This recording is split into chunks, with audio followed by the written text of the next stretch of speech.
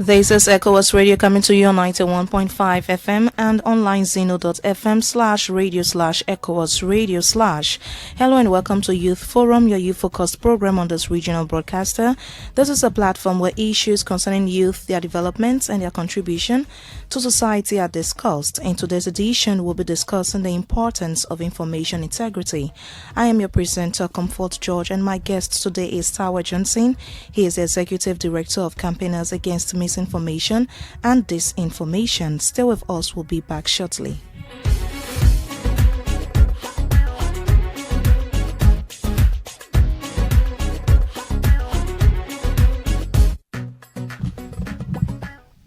Welcome back here on ECOWAS Radio.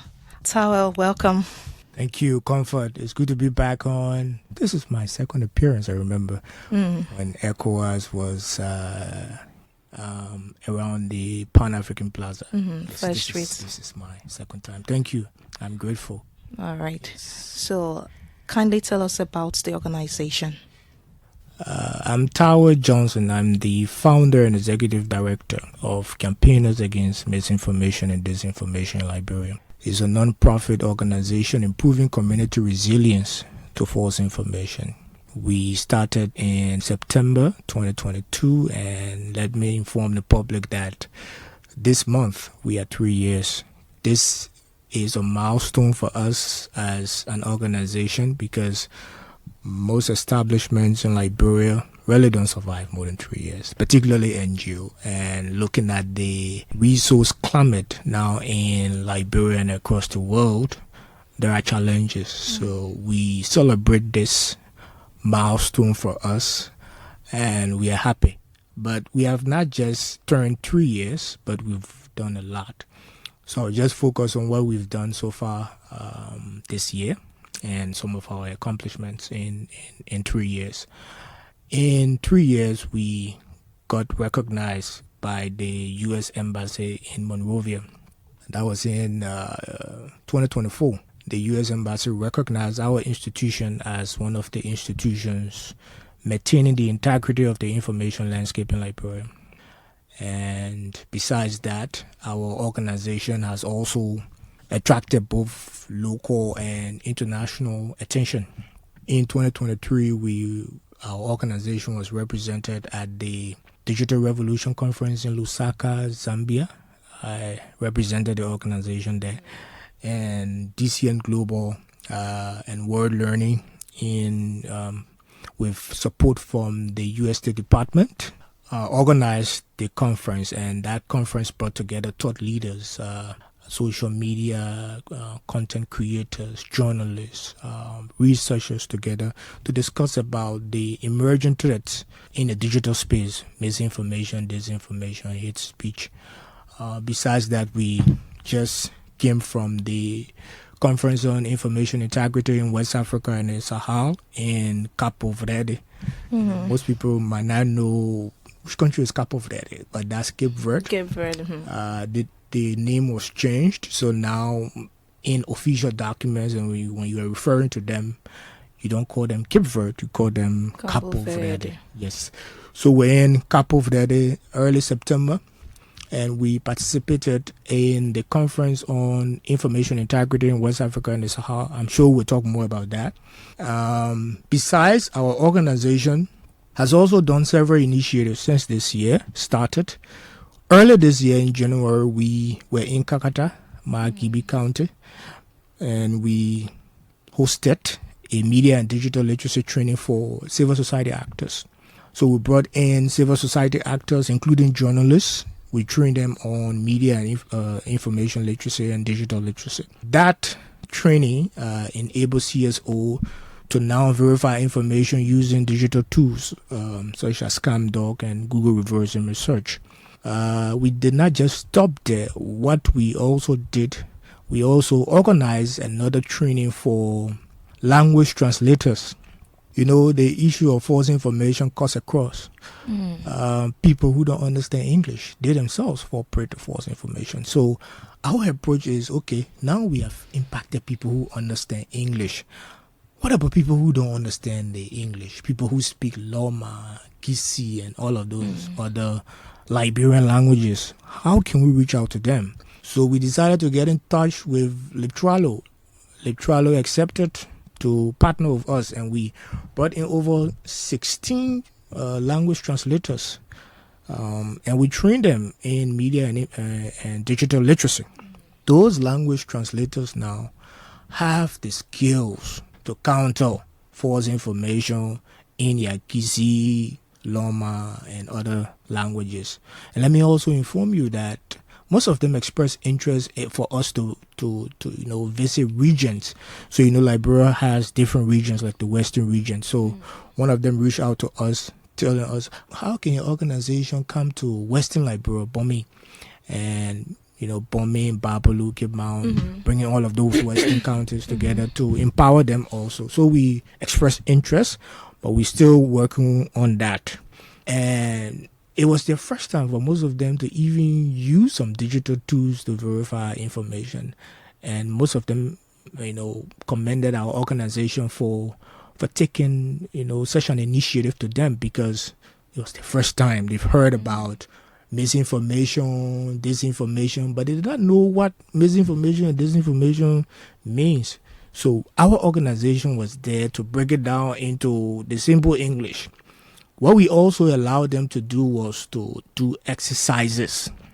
What they did was we had a short message regarding misinformation, disinformation, on how to counter information. We had a short message, and we allowed them to translate the short message into various Liberian languages. That was very interesting.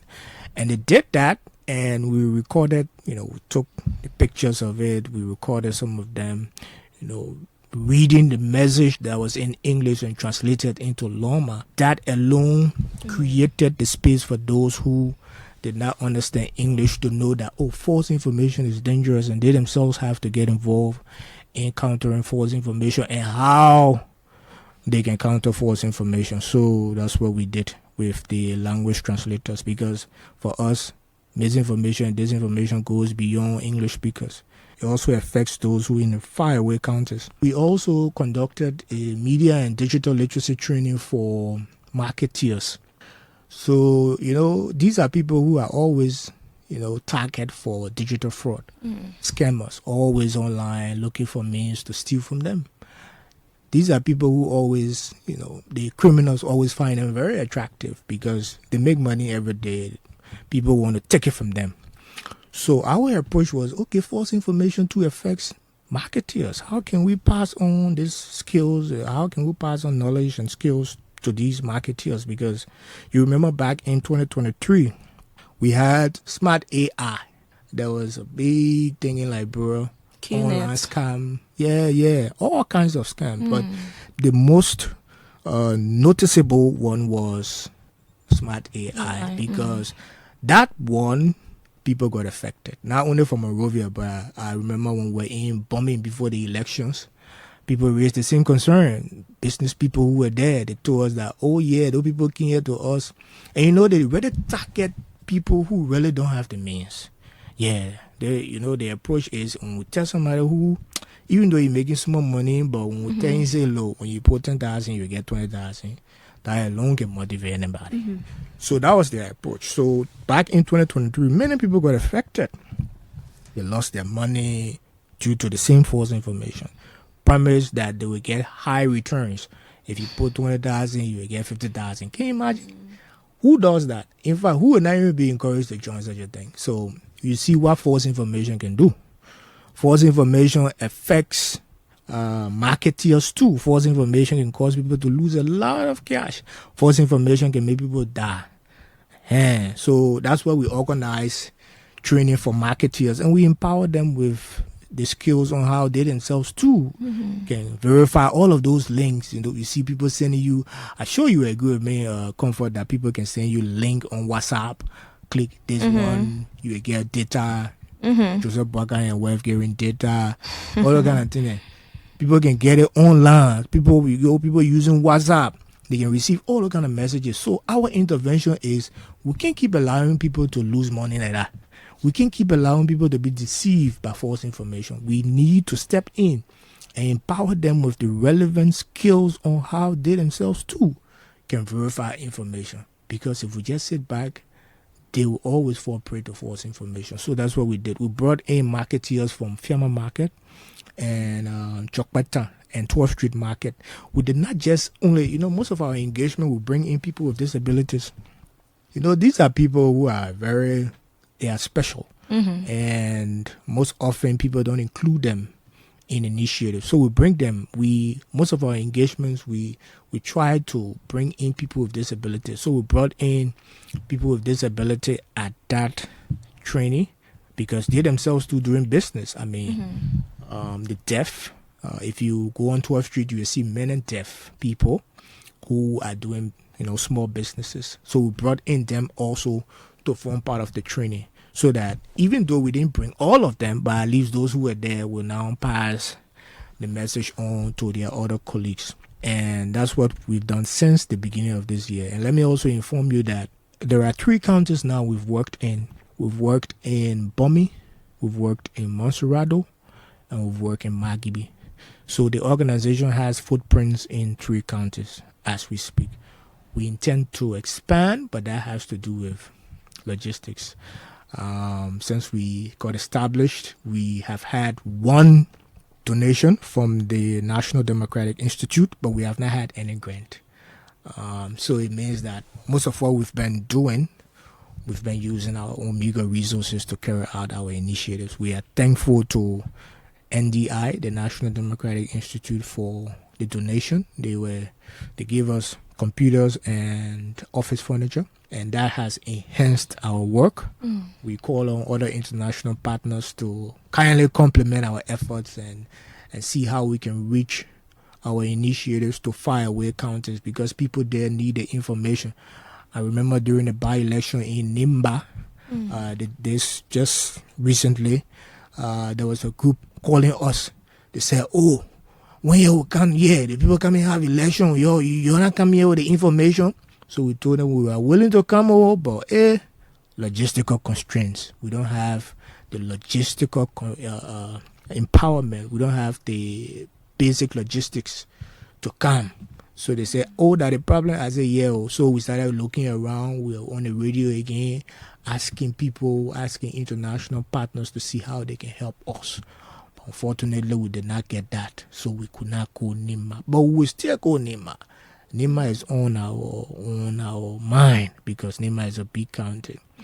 So let me also inform you that in 3 years too, we've joined networks. Campaigners Against Misinformation and Disinformation is now part of the Global Democracy Coalition.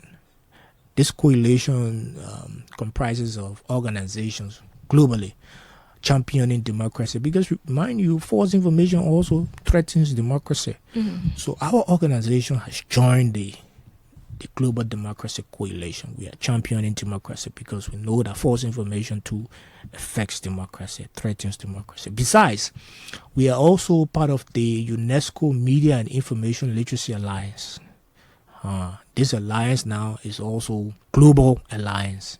It comprises of organizations and individuals in media and information literacy. Our organization is part of this alliance, and we are glad because what we do, the core part of our work is media and digital literacy and media and information literacy. So far, I know there's a lot, but all right, let's go back to the conference you recently attended on information integrity. Can you give us an overview and maybe some key takeaways from the conference? Oh yeah, thank you again, Comfort. So our organization, Campaigners Against Misinformation and Disinformation, we are thankful to UNESCO and CFI, the French Media and Development Agency, for enabling us to participate. CFI was very instrumental in taking us to Praia in Cape Verde and lodging us and also making our stay comfortable. So we are grateful to them. So the conference brought together, ECOWAS too was part of the conference. ECOWAS had representatives. So it was the conference on information integrity in West Africa and the Sahel. Took place from the 3rd to the 5th September. and we were there. And let me also state that I was not the only person representing Liberia. We had a whole delegation. We had the Deputy Minister for Press and Public Affairs, Daniel Sando, at the Ministry of Information. He was there representing government. We had a representative from Wongoso, it's the women organization. Yes, one Esther Yango, she represented Wongoso. We also had a representative, the executive director of the Independent Information Commission, Lopu Page. She was there. We had the chief information officer from the Ministry of Post and Telecommunications, Sheikh Sharif. He was also part of that delegation. And campaigners against misinformation and disinformation, representing civil society. Yes, so the conference, and I really want to focus on the outcomes because the conference was for 3 days. And then what is most important is now the outcome. You can just gather for 3 days and you don't have any outcome. So the most important thing that came out of the conference was the model policy on information integrity in West Africa and the Sahel. And besides the Praia Action Plan, because you need an action plan to back the model policy. Now, this model policy, all the countries that sign up to this, so the ministers of government adopted the model policy for information integrity in West Africa and the Sahel, and the stakeholders at the conference adopted the Praia Action Plan. Now, so what this means is the model policy, UNESCO is not imposing this on governments, it's not imposing this on countries in West Africa.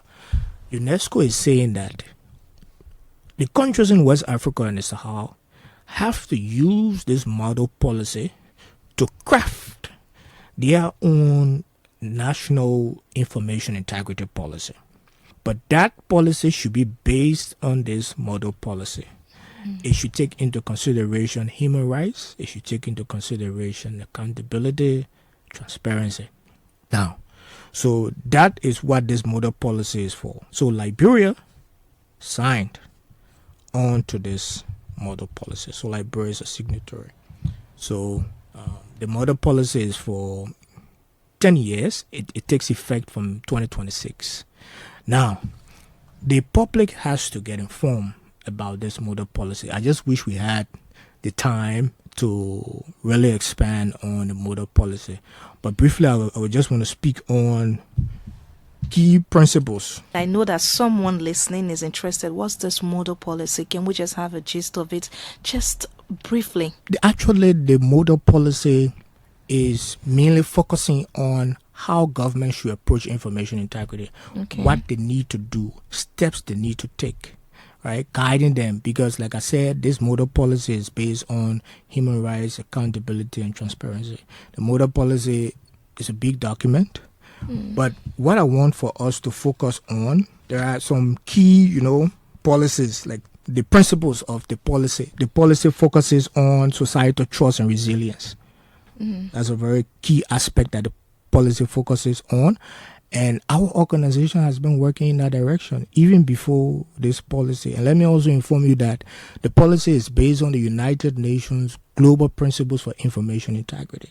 So this prior adopted model policy for information integrity is not just another document, but it's based on other international conventions, right? And one of the international conventions or principles is the United Nations Global Principles for Information Integrity. So this model policy focuses on societal trust and resilience. So for us, we are improving community resilience to false information in the country. We've been doing that for 3 years now.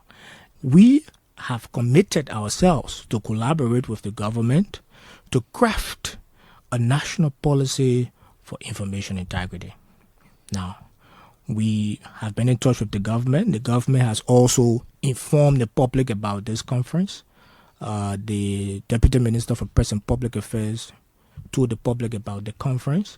And our role now as civil society is to remind the government, is to work with the government, because at that conference, the Deputy Minister for Press and Public Affairs stated that the government will organize a working group for information integrity.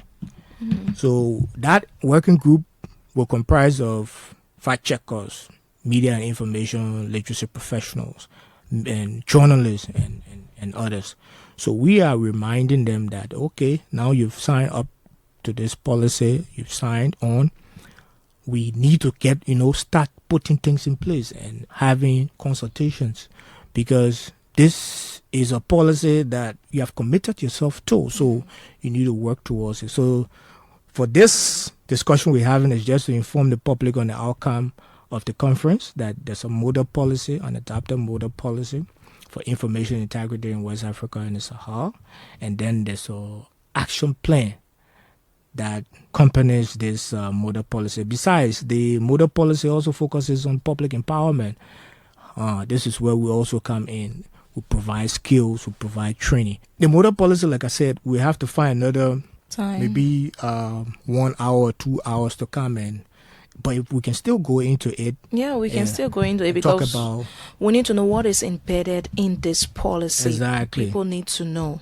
Exactly. So briefly, I am just giving you the core principles of the policy. Let me just go now to the policy itself. So this is the policy now. And let me just also read verbatim, right? So the policy states, we members of government from West Africa and the Sahel states adopt this model policy framework for information integrity in West Africa and the Sahel. Now, commit to collaborate with other stakeholders, that's including us, to advance the objectives, promote the principles, and take appropriate measures to operationalize the actions set out in this framework. That's the policy now. To preserve information integrity in West Africa and the Sahel. Now, besides, to further commit to undertake in accordance with each country's constitutional processes and consistent with the provisions of the present document, to adopt policies, laws, and other measures as may be necessary to give effect to the principles and guidelines outlined in this document. The reason why I read this is because this is what the governments have committed themselves to do. Besides, the policy gives definitions of access to information, algorithm, information integrity. But what I'm saying is, if we have to go through all of this step by step, what I decided for us to take time. Yes. So let's just give the core principles. Section B of this policy framework, the model policy framework, focuses on the core principles for information integrity. Like I said, societal trust and resilience, fostering societies capable of critically evaluating information and resisting manipulation is essential to sustaining democratic processes. It also talks about healthy information ecosystem. This one, it has to do with, social media platforms. They always promote negative contents. Negative contents always go viral than educative or informative content. So this one, they are saying that the government has to work with digital platforms to be able to, with the design of the algorithms, to see how they can work to adjust the algorithm so that this does not further, promote false information, misinformation, disinformation, and hate speech. Public empowerment, this has to do with empowering citizens, not just citizens, but people with disabilities, marginalized groups, on media and digital literacy, media and information literacy. Now, the key part to it talk about is independent and pluralistic media. You see, the media is very essential in everything we do. People listen to you, people believe you, and things you say, you got to be very cautious. Now, this policy focuses on a free, safe, and diverse media landscape in preserving information. Now, but we didn't also tell the public what information integrity is. So I was actually waiting for you to finish with that. Then we can talk about information integrity. Seriously, because another thing is involved. You talk about, in this particular model, you talk about societal trust. Yes. And we are going to go into that. So right after the break, we'll be doing that. So just a wrap up with the model. Yeah, so The model also talks about public empowerment. It talks about linguistic inclusion. Now, this is where we came in with our training, teaching, language translators. They are saying that member states and digital platforms must promote language diversity to ensure all communities have equal access to trustworthy information and can fully participate in the global information ecosystem, regardless of their native language or linguistic background. I just talk about that. I told you that now everybody can understand English, so that why we had to organize that training. So most of the things that in the model policy we've been doing, I went through it. Unknowingly. Yes. I said, but most of the things we've been doing, anyway, we still work with the government. Yeah, so far, yeah. I wish you will call me by again so that we can really, digest the whole model policy. We will try to do that. We will try to do that because it concerns West Africa and the Sahel, like you said. Exactly. So it is very important. And that is why you are here in the studio, ECOWAS Radio. We'll just take this short music to be right back. And when we come back, then we announce the number for you to call.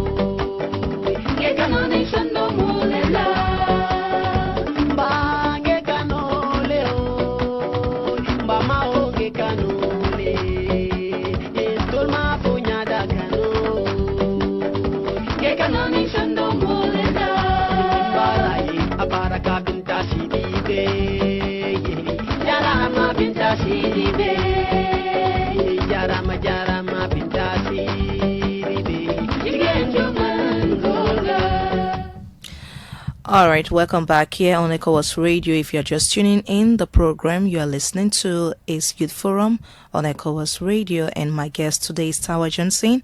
He is the Executive Director of Campaigns Against Misinformation and Disinformation. Welcome back, Taweh. Thank you, Comfort.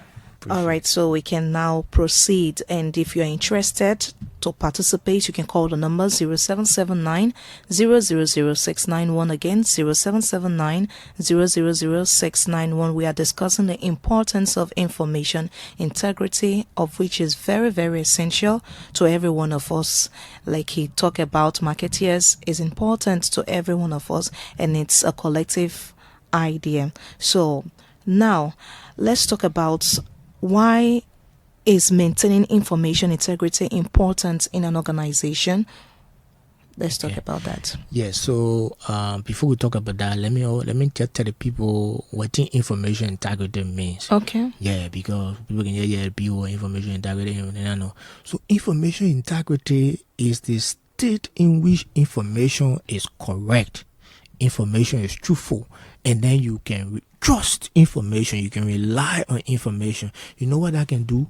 That can enable you to make informed decisions. And it can also foster public trust in government. People can believe, it can foster public trust in institutions.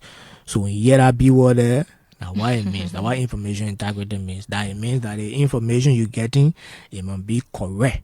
The people say accurate. It must be something that you can rely on, you can trust it. So that's what they call information integrity. Now, why is it important? It's important because when there are other things that can hamper information integrity, that can threaten information integrity. Some are false information, hate speech, misinformation, disinformation. So why is it important? It's important to maintain public order. Now, one of the things that, because sometimes when you manipulate information, it can cause big problems. When you fool people, when you change information, people can behave somehow. So now you not even believe, so you just because of the information, somebody doing that kind of thing. Now why you can do? So that why we got to preserve it. Another reason we got to preserve it is because we want to preserve democratic processes. We want to preserve our electoral bodies, because sometimes when people get false information, people can say, now how they can do? Oh, they're cheating. So how do we preserve it? And one of the reasons that to safeguard our democracy, to safeguard our democratic processes. Another reason is peace. Yeah.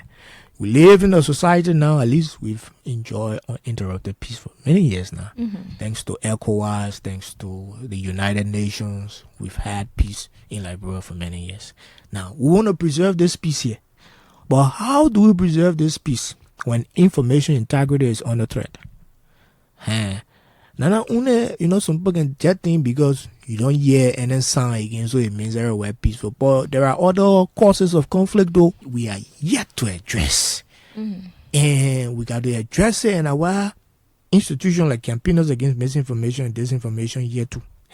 Other causes of conflict are misinformation, disinformation, and those are threats to information integrity. So that's why it's important. We got to be talking about that thing we can't stop. We can stop talking about it. Now we have this adopted policy on information integrity in West Africa and the Sahel. This has given some level of voice and some level of backing to all the things we've been talking. And so our organization we're not just leaving it. We will find time on radio stations, on television stations to talk about this, to inform the public about this. Because before we just be talking. Oh yeah, false information, but now we got documents to defend us without backing. Yes. But now you are so confident. Yes, we got something to say. Yes, you see, this is our proof to tell you that not only Liberia, West Africa and the Sahel, as a whole. Because in the Sahel now you have military leadership, right? And then all kinds of things, the AI. Artificial intelligence, we're not even talking about that. So that one too affecting information integrity. Now why to the policy trying to address. Yeah. So that why information integrity is very important in institutions, in governments. Yeah. Okay. How do you ensure that information is accurate and up to date in your work? Okay. So one of the things we try to do at Campaigners Against Misinformation and Disinformation, we have two values: credibility and reliability.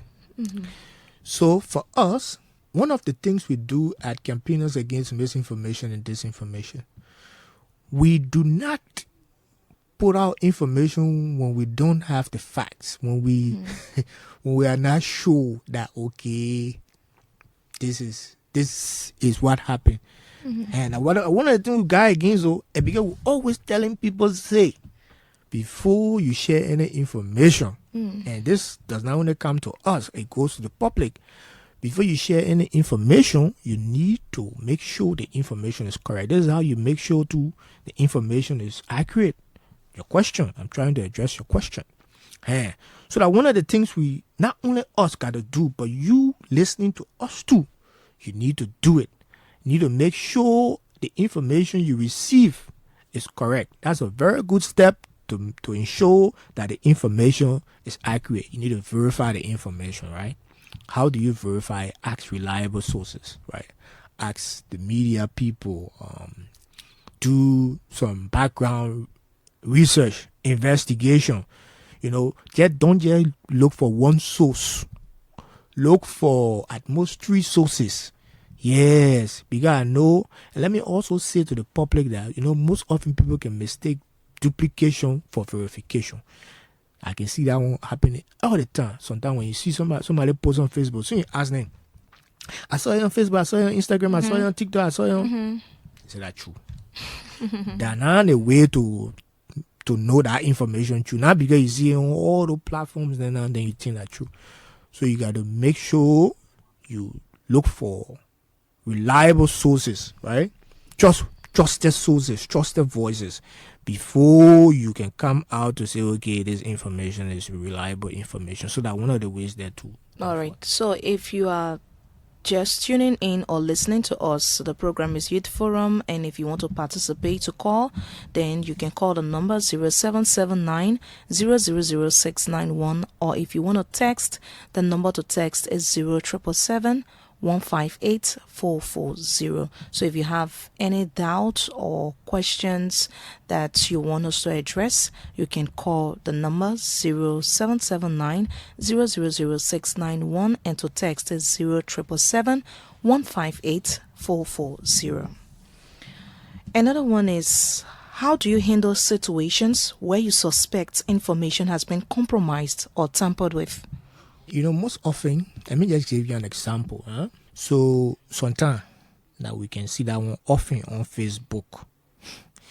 You see somebody or individual. Mm-hmm. You see the man, they call the man here from there, then they put the person here there. Mm. Then they say that the person here. So, how do you, that's where we come in with our trainings, right? Because most people, they run with all kind of things, but are the men. Mm-hmm. And they don't know how to, authenticate whether this is manipulated, because that is one of the types of false information, manipulated content. And they got fabricated content. So there's a difference. So they got many differences. So they got different types. So the fabricated content are the one where I completely lie, no true inside. But the one you're talking about comfort, that the manipulated one, that one there where you can see on Facebook, they call it man here, they put the person here there. I want to call it manipulated. So how can you now, if you don't have the skills, you will not be able to authenticate whether this person is claiming this man is. So that's where we are coming in with our skills. There's this digital platform, they call it Google Reverse Image Search. I talk about that all the time. So Google Reverse Image Search, what you can do as an individual listening to us now, anytime you see on social media, you see somebody here caught, they put different person there, and they say the person. What you need to do is you need to download that picture there. When you download the picture now, then you go to Google. They want you don't have to download the app. You already have Google. You just go there, when you download it, the picture now, then I just heard we not get any digital like online platform. Anyway, but then you download the picture, and then you go on the Google now, right on the search box, right beside the search box, they have a camera icon there. You will click that camera icon. When you click that camera icon, then you will upload the picture that you downloaded from the internet. They manipulate that picture because you're not sure whether the picture the person say that Mr. X or that Mr. B. Then when you upload it now, you wait small. It will load and check to see whether the person is. Then when you check, then it will bring you similar pictures of that, the image you uploaded now will bring you similar pictures. Most often, it will bring you the person that person that will bring you similar picture, like the same clothes the person wearing. The only thing that will not bring that the person here, because on that picture that you see now, that different here, but you will see the same, like the shirt I'm wearing or the trouser I'm wearing, then you will know, but none of them men say that they men, but none of them men, So then they will also tell you where the person took the picture here. Because sometimes it can be in like, bro, this night it can be way, maybe Jerusalem or somewhere far away, right? But then people, because they have different motive, they have ulterior motive, they want to deceive people, they got their own interests. So that's why they can do all the things to fool you and to cause chaos in the country. That's why people can manipulate things to do all kinds of things. Bad things. They got motive. So you should not fall prey to that. And you should not be also helping them to share it.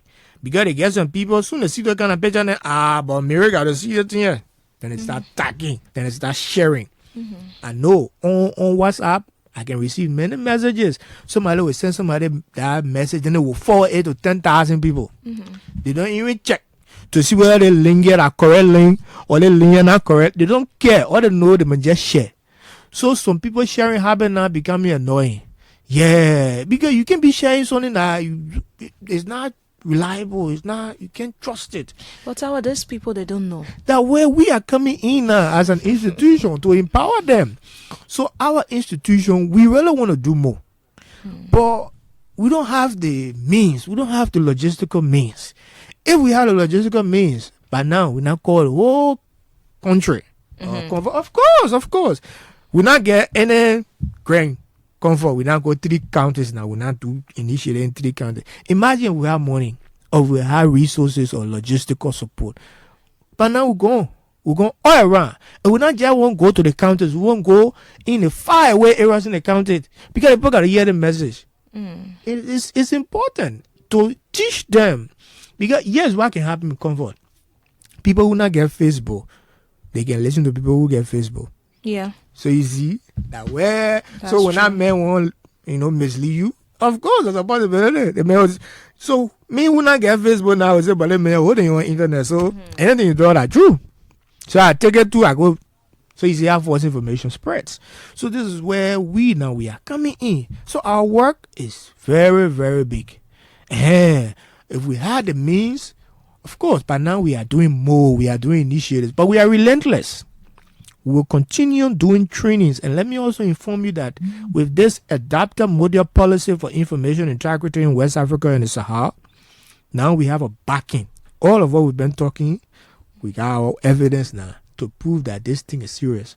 It's not only in Liberia anymore, it's affecting everyone in the region. ECOWAS has a role to play in this.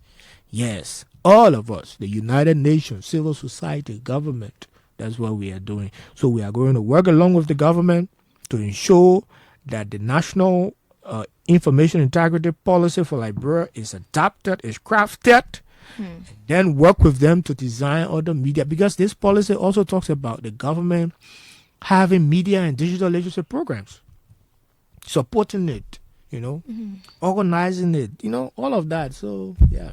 So we have a lot to do. So now talking about crafting this policy, in your opinion, what are some of the key strategies and initiatives that governments, organizations, and individuals, let's just say in West Africa, can implement to ensure the integrity of information? Now, one of the things is, the main thing, in Liberia, we have limited digital media and digital literacy education.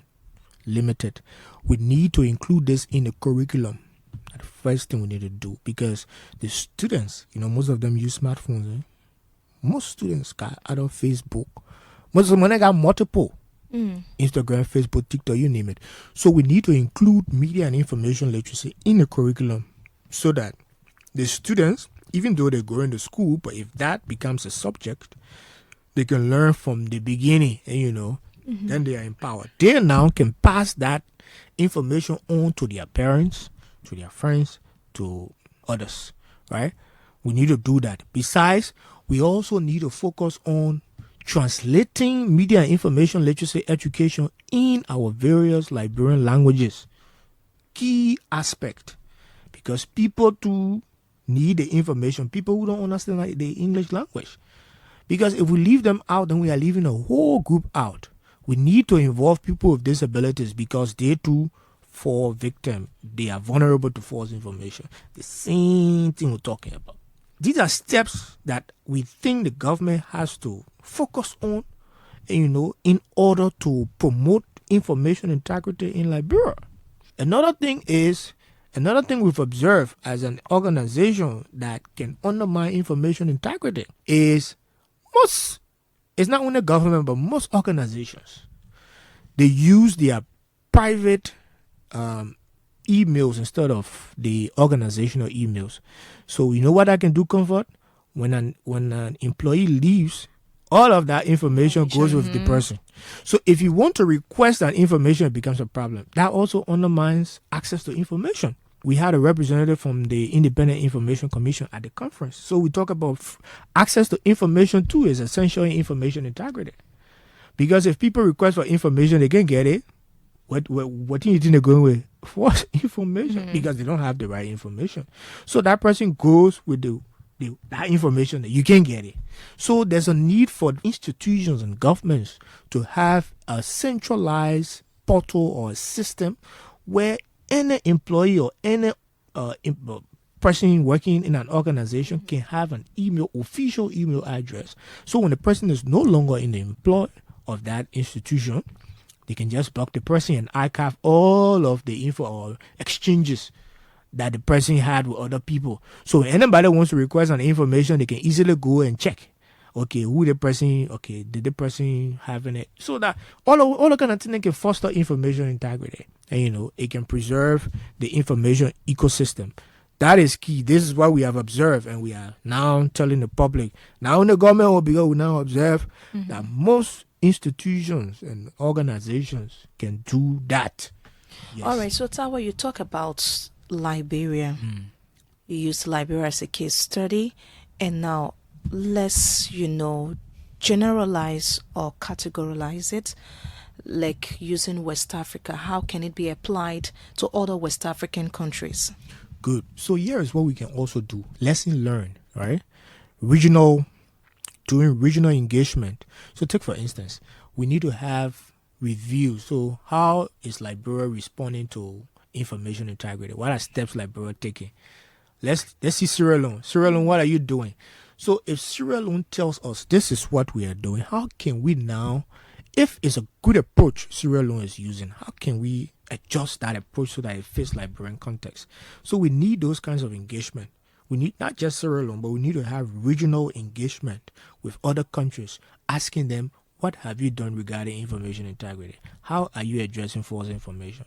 That is important, because if you don't know what's going on in another country, how can you improve what's happening in your country? So you need to hear lessons learned, best practices, so that we too can adopt those best practices and fit it in our context. That one part was high on the agenda at the Conference on Information Integrity in West Africa and the Sahel. Not just sitting down in your country and doing what you want to do, but at least reaching out. ECOWAS is here. ECOWAS can help facilitate that process. How in West Africa, how countries are, responding to false information. What are steps, mitigating steps? Yeah, so that's what we have to do. Yeah. In regards to that, have you ever encountered a situation where someone tried to intentionally manipulate information, and how do you handle it? Oh, yes. I had a situation, what was it, last year? And yes, that one by was clear. And early in the morning, and there's this lady who, she called. She called me.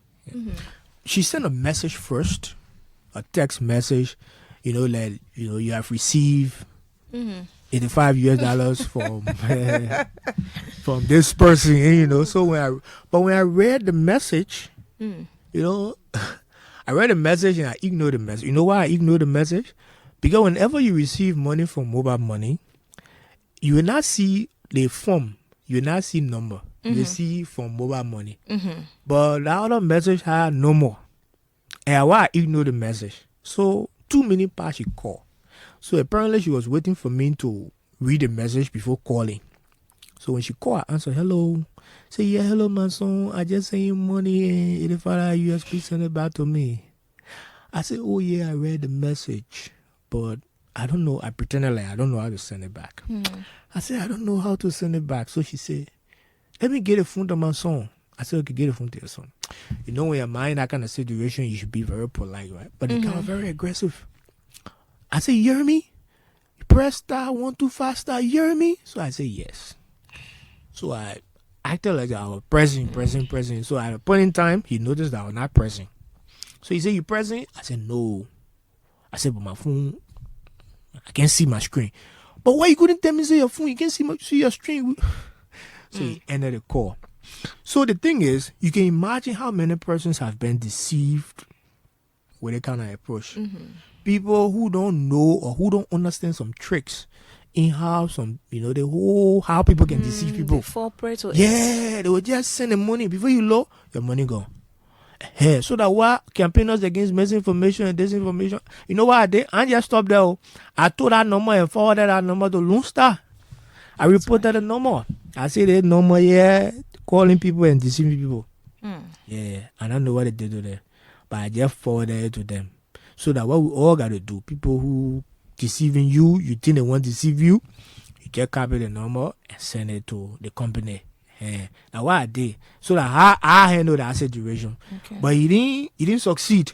Because he didn't know that the mayor he working with campaigners against misinformation. For me, I can be thinking how people can deceive people so that I can counter it and help other people counter it. So you see that what we all gotta be doing, because the criminal then they thinking more than all. So we gotta be thinking more than that. Yeah, my people. Yeah. All right, Taweh. Your parting comment, please. Oh yeah, Comfort. Thank you again for this opportunity. This is a precious opportunity. We're always looking forward to this opportunity and to explain to the public, to safeguard the public. Because false information is not affecting one person, it can affect everybody. And so, my people, the last message I want to leave with you today. You see, false information, it can undermine our peace, it can undermine our democracy, it can undermine our governance, it can undermine our development. So that's why all of us got to get involved in countering false information. Don't say that the people business, that everybody business. Because you never know when you yourself, you will get deceived.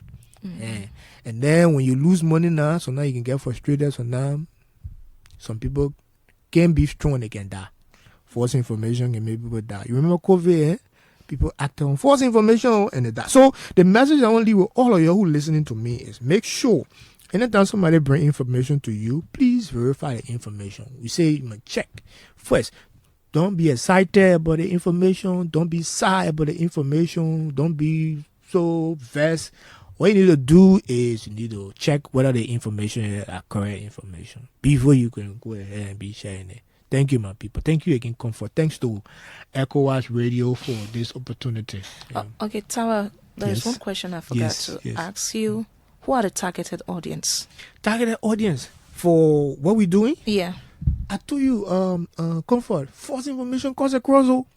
So if we just limit it, people that are mostly involved. Mostly, you see, the people who we have to focus on are the young people, because they are so involved in the digital business and so now they're doing content creation now. You see, most people say not even care whether the content correct or they just want to create it.